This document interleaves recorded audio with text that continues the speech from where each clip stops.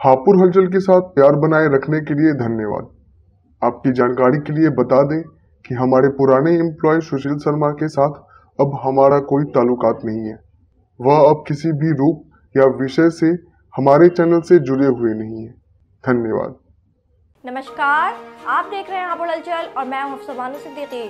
खबर है बुलंदशहर से, जहां आजाद समाज पार्टी को सुन्नी उलेमा काउंसिल के राष्ट्रीय अध्यक्ष मौलाना इंतजार अहमद कादरी ने अपना समर्थन दे दिया। बरेली से राष्ट्रीय अध्यक्ष मौलाना इंतजार अहमद कादरी ने बुलंदशहर पहुंचकर एक प्रेस कॉन्फ्रेंस के जरिए आजाद समाज पार्टी को समर्थन देने की बात कही। उन्होंने कहा कि वो गरीबों, दलितों व मजलूम इंसानों के हक की लड़ाई में हमेशा उनके हक के लिए लड़ेंगे और जरूरत पड़ने पर उन्हें इंसाफ दिलाने की भी पूरी कोशिश करेंगे। ये बगैर तो वो एक मर्द आहन है, वो एक जमा मर्द है, वो एक लीडर है जिसको एडवोकेट चंद्रशेखर आजाद कहा जाता है। चंद्रशेखर आजाद उस आहिनी मर्द का नाम है जिसने गरीबों के लिए जेल भी गवारा की, डंडे भी गवारा किए, पुलिस की बेइज्जतियां भी गवारा की, हर परेशानी गवारा की, लेकिन उसने कहा मैं अपने कदम को पीछे नहीं हटा सकता। मैं गरीबों के हक के लिए लड़ता रहूंगा। मैं मुस्लिमों के हक के लिए, दलितों के हक के लिए, कुचलों के हक के लिए, पिछड़ों के हक के लिए मैं आवाज उठाता रहूंगा। जिस रोड पर जरूरत पड़ेगी आवाज उठाऊंगा, जिस शहर में जरूरत पड़ेगी आवाज उठाऊंगा। तो हाँ, सारे उलमा ने ये फैसला किया है, पूरी मिल्लत ने ये फैसला किया है कि जो आवाज हाथरस में गूंज रही है, जो आवाज दिल्ली गेट पर गूंज रही है, जो आवाज लाल किले पे गूंज रही है, जो आवाज आज बुलंदशहर में गूंज रही है, हम चाहते हैं इस आवाज को इतना मजबूत कर दिया जाए कि ये गरीबों के हक के लिए जो आवाज आज हाथरस और बुलंदशहर में गूंज रही है, ये आवाज दिल्ली की पार्लियामेंट में भी गूंजनी चाहिए, असेंबली में भी गूंजनी चाहिए। और सत्ता की कुर्सी हम किसी धोखेबाज को नहीं देना चाहते हैं जिन्होंने मानवर काशीराम जी के सिद्धांतों के नाम पर चला। आज उनका किरदार भी आपके सामने है।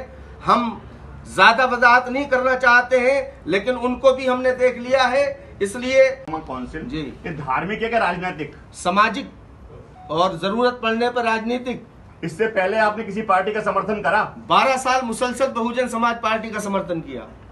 अब क्या नाराजगी रही? नाराजगी ये रही है कि वो हमारे साथ में छल कर रही है और जिन सिद्धांतों पे उनकी हमने हिमायत की थी, जिन उसूल पे हमने उनकी हिमायत की थी, हमने जनाब इज्जत महब काशीराम जी को जब हमने पढ़ा था तो हमारे आंसू निकल आए थे और हमने कहा था अगर इन सिद्धांतों पे चल के देश चलाया गया तो ये देश फिर सोने की चिड़िया बन सकता है।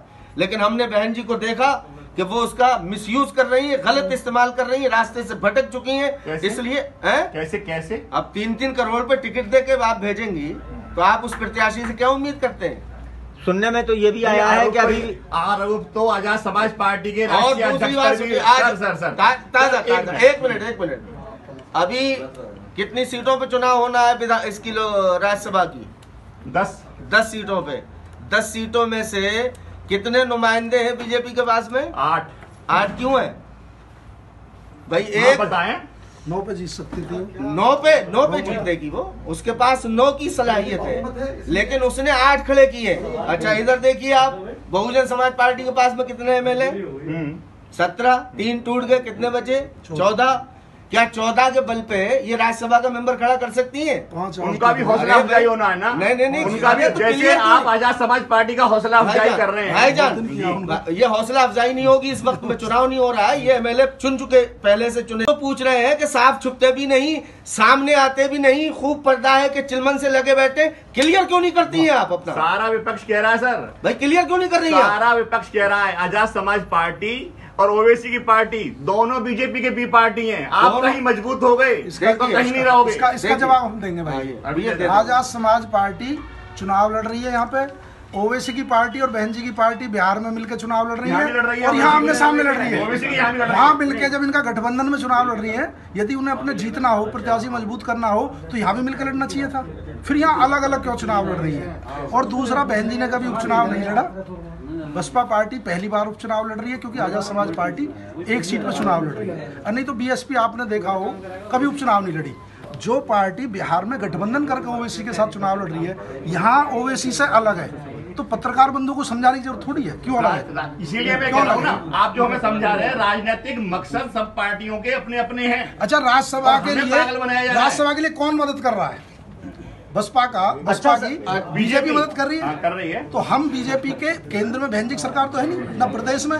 हम भारतीय जनता पार्टी की तानाशाही सरकार को हटाने के लिए प्रदेश से और केंद्र से आजाद समाज पार्टी का गठन किया गया है। जो धनबल की राजनीति और पार्टियां कर रही हैं 10 करोड़ 15 करोड़ में। जी दलित जाति पर ही क्यों है?